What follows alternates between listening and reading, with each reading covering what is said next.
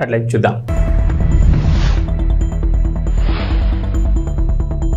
PCC కొత్త అధ్యక్షుడిపై suspense.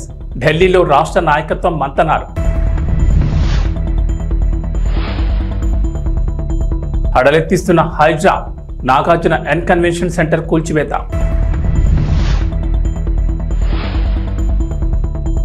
విశాఖపట్నంలో unit mall తొలి విడతగా కేంద్రం నిధుల విడుదల.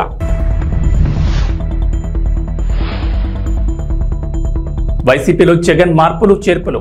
అనుబంధ విభాగాలకు అధ్యక్షులు, 15 విభాగాలకు నియామకాలు.